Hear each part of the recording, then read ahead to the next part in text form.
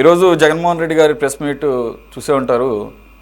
దానిలో కానీ హైలైట్స్ చూస్తే మళ్ళా పాడిందే పాడుతున్నారు ఆయన. ఒక్క కొత్త విషయం కూడా లేదు. అలాగే దేశంలో అనేక సమస్యలు ఉన్నాయి, రాష్ట్రంలో వాటికి రిఫ్లెక్షన్ కూడా ఉంది. ఫర్ ఎగ్జాంపుల్ డీజిల్, పెట్రోలు ఇవన్నీ కూడా. సరే, అది కేంద్ర ప్రభుత్వం యొక్క నిర్ణయం అయినా కానీ రాష్ట్ర ప్రభుత్వాలకు కూడా కొంత ఇది ఉంటుంది ఆ ట్యాక్సుల విషయంలో. సరే, అవన్నీ ఒక ఎత్తు అయితే, ఆయన ఫోకస్ అంతా కూడా వ్యక్తిగతమైనటువంటి అటాక్లే చేశారు. ఇకపోతే మావిగా అన్న విషయం నాకు తెలిసినంత వరకు వైసీపీ వాళ్ళు ఎవరు మాట్లాడటం లేదు. ఏదో సజ్జల రామకృష్ణారెడ్డి గారు రెండో రోజు మూడో రోజు బయటకు వచ్చి అయిష్టపూర్వకంగానే చెప్పాడు ఆయన. మాకు ఇంటర్నల్ మీటింగ్లో జగన్మోహన్ రెడ్డి గారు దీన్ని పెద్ద ఎత్తున జనాల్లోకి తీసుకువెళ్ళాలని అంటే కొంతమంది ఈ కోస్తా జిల్లాల నాయకులు అసహనం వ్యక్తం చేశారని, చేస్తే మీరు సావండి ఆయన చెప్పింది మీకు చెప్పాను, చెప్తే మీరు దానికి పని చేస్తే చేయండి, లేకపోతే లేదు మీ ఇష్టం అని చెప్పేసి అని కొద్దిగా అసహనం కూడా వ్యక్తం చేశాడు. దీన్ని బట్టి అర్థమవుతుంది, పేరుకి వాళ్ళు ఏదో తప్పదు కాబట్టి ఆ నాయకుడు ఆ మాట అన్నాడు కాబట్టి ఏదో 2-3 రోజుల్లో ఇది సమస్య పోతుందిలే అనుకొని మొదట్లో 4 రోజులు దాన్ని పట్టుకొని వేలాడారు. ఆ తర్వాత ఎవరు మాట్లాడటం లేదు. మీరు గమనిస్తే దాదాపుగా ఒక 1 నెల రోజుల నుంచి మావిగానన్న మాట దాదాపుగా కనుమరుగైపోయింది. జగన్మోహన్ రెడ్డి గారు వచ్చి దాన్ని మళ్ళీ లైవ్లో పెట్టారు. లైవ్లో పెట్టడమే కాదు, మావిగన్ దెబ్బకి చంద్రబాబు నాయుడు గారికి నిద్ర పట్టడం లేదని, ఫ్రస్ట్రేషన్ పీక్ లెవెల్స్కి వెళ్ళిపోయిందని, అలాగే ఆయనకైతే నిద్రలో కనుక అది కనుక గుర్తొస్తే గుండెపోటు వచ్చే పరిస్థితి కూడా ఉందని, అదృష్టం కొద్దీ రాలేదని, ఇకపోతే ఆయనకి ఇదే చివరి ఎన్నికలని, ఆల్రెడీ 77 సంవత్సరాలని. నాకు తెలిసి చంద్రబాబు నాయుడు గారు ఆ తెలుగుదేశం పార్టీ కన్నా కూడా ఈయన రోజులు లెక్క పెడుతున్నట్టున్నారు. ఆయనకి ఎన్ని సంవత్సరాలు నిండిని, ఆయనకి ఎన్ని సంవత్సరాలు ఎన్ని రోజులు ఇవన్నీ అని చెప్పేసి. ఒక మనిషి యొక్క ఆయుర్దాయాన్ని గురించి మాట్లాడటం ఇండైరెక్ట్గా, అంటే ఇక్కడ మాట్లాడలేదు కదా అనొచ్చు మీరు. ఏ చివరి ఎన్నికలు అంటే ఏంటి దాని అర్థం? ఇది 1కి 2 సార్లు అంటున్నాడు ఆయన, ఇదే మొదటిసారి కాదు. ఇంకెన్నాళ్ళు బతుకుతావు, ఇంకెన్నాళ్ళు ఉంటావు, వెళ్ళిపోయే ముందన్న కాస్త 4 మంచి పనులు చెయ్యి, జీవితాంతం అరాచకమే చేసావు, అలాగే ఇల్లిజిటిమేట్ పాలిటిక్స్ చేసావు అని చెప్పేసి ఇక మొత్తం తవ్వుకొచ్చాడు ఆయన. ఆఖరికి చావుల గురించి కూడా, వాళ్ళ తాత రాజారెడ్డిని చంపింది కూడా టీడీపీ వాళ్ళేనంట, లేదంటే మరి ఇంకెవరన్నా ప్రత్యర్థులో. వైఎస్ రాజశేఖర రెడ్డి గారి మరణం మీద ఇప్పటికీ అనుమానాలు ఉన్నాయంట. మరి ఈయన అధికారంలోకి వచ్చినప్పుడు దాన్ని సంగతి తేల్చాల్సింది, మరి ఎందుకు వదిలేశారో తెలియదు. అంటే 15 సంవత్సరాల తర్వాత మళ్ళా ఆయన మరణాన్ని అవసరం వచ్చిందనుకోవాలా, వైఎస్ఆర్ గారి మరణం మరోసారి ప్రజల్లోకి గుర్తు చేసి ఆ సెంటిమెంట్ని రగిలిద్దామని. ఇకపోతే వివేకానంద రెడ్డి గారి హత్య గురించి తెలుగుదేశం పార్టీ హయాంలోనే జరిగిందట. ఇవన్నీ చెప్పుకుంటూ వస్తున్నారు. ఆఖరిగా వెన్నుపోటు గురించి కూడా చెప్పుకొచ్చాడు, పార్టీని లాక్కున్నాడని. ఇవన్నీ ఆల్రెడీ విని విసుగెత్తిపోయారు జనాలు. మరి జగన్మోహన్ రెడ్డి గారు యంగ్ పొలిటీషియన్ యాక్చువల్లీ, కంపారిటివ్గా నేను చెప్పేది. మరి యంగ్ పొలిటీషియన్ అన్నప్పుడు ఎలా ఉండాలి? అంటే నేనేమి ఇక్కడ శుద్ధులు చెప్పడం లేదు, నాకు అనిపించినవి. అసలు ఈ క్వాంటమ్ కంప్యూటింగ్ అంటే ఏంటి, దానివల్ల సామాన్య జనానికి ఉపయోగం ఏంటి, ఇన్ని కోట్లు దీని మీద ఖర్చు పెట్టాలా, ప్రపంచంలో క్వాంటమ్ కంప్యూటర్స్ ఏ దేశాలు తీసుకున్నాయి, అడాప్ట్ చేసుకున్నాయి, డెవలపింగ్ కంట్రీసే దీన్ని అడాప్ట్ చేసుకున్నప్పుడు మనం ఎందుకు చేసుకుంటున్నాము, అంటే వాళ్ళంత చేతకాంతరంగా ఉన్నారు అని కదా స్టడీ చేయాల్సింది. అలాగే ఆర్టిఫిషియల్ ఇంటెలిజెన్స్ మనమే ఎందుకు తీసుకుంటున్నాం, మిగిలిన దేశాలు కొన్ని దేశాలు ఎందుకు అపోజ్ చేస్తున్నాయి, అవి కదా చేయాల్సింది. అవి చేసి సామాన్య జనానికి ఏంటి ఉపయోగం అని చెప్పేసి చెప్తే okay right, he's educated, first class student, he's researching on contemporary technologies, చూసావా ఎంత బాగా చెప్తున్నారని చెప్పేసి జనాలకు అర్థమయ్యే రీతిలో. అలాగే ఇప్పుడు పెట్రోల్ డీజిల్ ధరలు పెరగడం మూలంగా దాని రిఫ్లెక్షన్ ఉంటుంది ఆటోమేటిక్గా, అన్ని వస్తువుల ధరలు పెరిగాయి. ఇవన్నీ మాట్లాడవచ్చు. టీ ఆఖరికి రోడ్డు మీద సామాన్యుడు తాగే టీ కూడా మృగ్యం అయిపోయింది, అంటే ఎక్స్పెన్సివ్ అయిపోయింది. 10 రూపాయలలో ఒకేసారి 5 రూపాయలు పెంచి 15 రూపాయలు తీసుకుంటున్నారు ప్రతిదీ కూడా. వీటిని టచ్ చేయకుండా ఎంతకీ కూడా ఆయనకి ఇంట్రెస్ట్ ఉన్నటువంటి టాపిక్స్ని టచ్ చేయడం ద్వారా మీ కూటమిని ఎత్తిన ఆయన పాలు పోస్తున్నాడా, లేదంటే కనుక ఈ మరణాలన్నీ మళ్ళీ జనాలకు గుర్తు చేసి మరోసారి ఆ సింపతి పాలిటిక్స్ వైపు వెళ్తున్నారా? ఇక్కడ నాకు గుర్తున్నంత వరకు నేను పెద్దగా కంప్లీట్గా చూడలేదు, కానీ జనసేనని ఏమీ పెద్దగా అనలేదు మరి పవన్ కళ్యాణ్ని. ఈ మధ్యకాలంలో తీసుకున్న ఎత్తుగాళ్ళలో భాగం అంటారా? ఆల్రెడీ మన సెకండ్ టాపిక్ అదే ఉంది.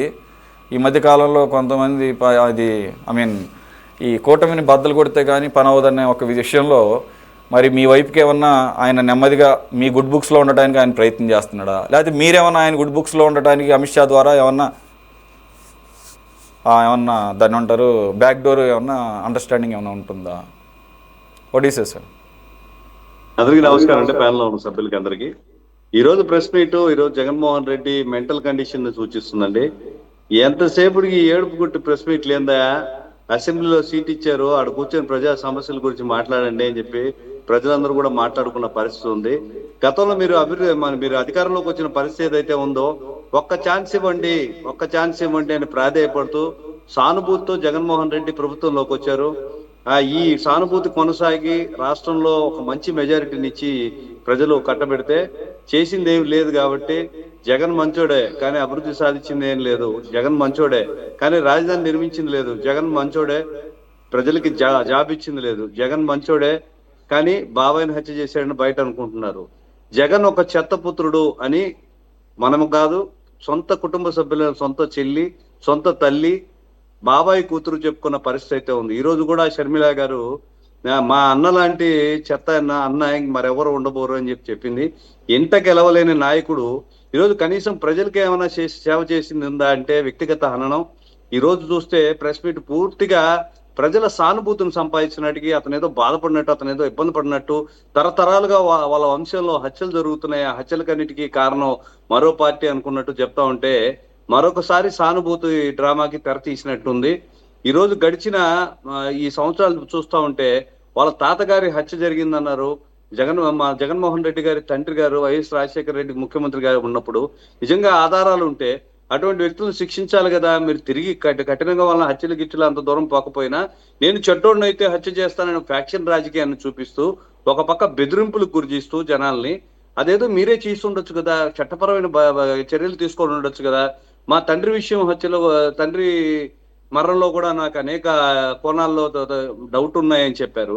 మీరు కూడా ముఖ్యమంత్రి అయ్యారు కదా, అంత మెజారిటీతో ముఖ్యమంత్రి అయిన మీరు చిన్న తప్పు చేస్తే రోడ్డు మీదకి వచ్చి ధర్నా చేస్తే ప్రతిపక్ష నాయకుల్ని నానా హింసలు పెట్టిన మీరు మీ తండ్రి విషయంలో తప్పు జరుగుంటే మీరు ఎందుకు ప్రశ్నించలేదని ప్రజలందరూ కూడా మాట్లాడుకున్న పరిస్థితి అయితే ఉంది. ఎక్కడ చూసినా కూడా ఆయన చేసిన అభివృద్ధి లేదు, చేతగంతనం. అసెంబ్లీలోకి వెళ్ళి సమస్యలు ప్రస్తావించరా సావి అంటే ఏడుస్తూ కూర్చుంటూ ప్రెస్ మీట్లు పెడుతున్నారు. ఈ ప్రెస్ మీట్ సారాంశం అంతా పక్కనోళ్ళ వ్యక్తి హననం అనమాట. ఇది రాజకీయ పిరికితనానికి కారణమే అని చెప్పొచ్చు. ఏం సాధిస్తున్నాం, జరగబోయే వాటిలో మీ పాత్ర ఏంది, ఎక్కడైనా తప్పులు ఉన్నాయని చెప్పే పరిస్థితి అయితే మీరు ఒక 11 సీట్లకు పరిమితమైన మీకైతే ఉండాలి. ఇప్పటికైనా మీరు 11 సీట్లకు పరిమితమైన రాబోయే రోజులు ఇటు పిచ్చి పిచ్చి ప్రెస్ మీట్లు, లేనిపోని మాటలు, ఉన్నవి లేనట్టు అంటే ఒక సైకిక్ డిప్రెషన్ లోకి వెళ్ళాడు జగన్మోహన్ రెడ్డి గారు అనిపిస్తుంది. ఇదే విధంగా ముందుకు సాగితే ప్రజలందరూ కూడా 11ను కూడా తుడిపేసి గూగుల్లో తాడేపల్లి ప్యాలెస్ యొక్క అడ్రస్ లేకుండా పోయే పరిస్థితి అయితే ఉంది. మనం చూడొచ్చు ఈరోజు ఆయన మాట్లాడిన విషయాలు ఏమైనా ఉన్నాయంటే పూర్తిగా చంద్రబాబు నాయుడు గారిని విమర్శించడం. ఈరోజు రాష్ట్ర రాజధాని చాలా ప్రతిష్టాత్మకంగా జరుగుతుంది, దాని అభివృద్ధిని చూసి ఓర్వలేకపోయాడు అనుకుంటున్నారు. మావిగన్నాన్ని మాట్లాడితే ఇంకా మాత్రం పిచ్చోడే అనుకోవాలి. రాష్ట్రంలో ఎవరు కూడా దీని గురించి మాట్లాడట్లేదు. కనీసం చిన్న స్థాయి కార్యకర్తలు కూడా మావిగన్నని మాట్లాడితే మా జగన్ అనేసి భయపడి పారిపోతున్నారు. దీని గురించి ప్రస్తావించే ధైర్యం కూడా ఎవరికీ లేదు. కనీసం ఒక్క రాజధాని విషయంలో ఒక్క మెట్టు కూడా ఒక్క ఇటుకు కూడా పేర్చిన జగన్మోహన్ రెడ్డి గారు ఈరోజు మావిగన్ అంటూ కొత్త రాజకీయానికి తెరదీయడం, కొత్త నాటకం చేయడం చూస్తుంటే ప్రజలు అతను నమ్మే పరిస్థితి లేదు. సానుభూతి రాజకీయాలు మానుకోవాలి. ఏడిస్తే నేను బాధపడ్డానని తెలిస్తే, నేను నష్టపోయానని తెలిస్తే ప్రజలు మళ్ళా నాకు అవకాశం ఇస్తారు అనే విధంగానే ఉంది తప్పిస్తే దీనిలో సారాంశం అయితే ఏమీ లేదు.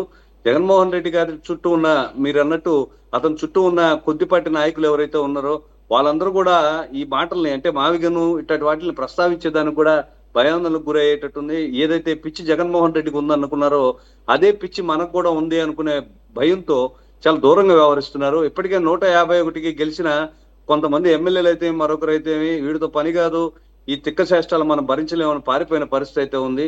మిగిలిన 11 మంది కూడా భయం గుప్పిట్లో బతుకుతా ఉన్నారు. ప్రజలందరూ కూడా ఈ పిచ్చి పిచ్చి ప్రెస్ మీట్లు ఇవన్నీ చూసి బెంబేలు ఎత్తిపోతున్నారు. ఇటువంటి ఉన్మాది మళ్ళా అంటే వాస్తవంగా నిన్న ఫ్యాక్షనిస్ట్ గానే ఉంది. నేను చట్టం అయితే వీళ్ళందరినీ నేనేమైనా చేస్తుండేవాడిని అంటే, ఒక ఎక్స్ ముఖ్యమంత్రిగా మీరు మాట్లాడాల్సిన భాష కాదు.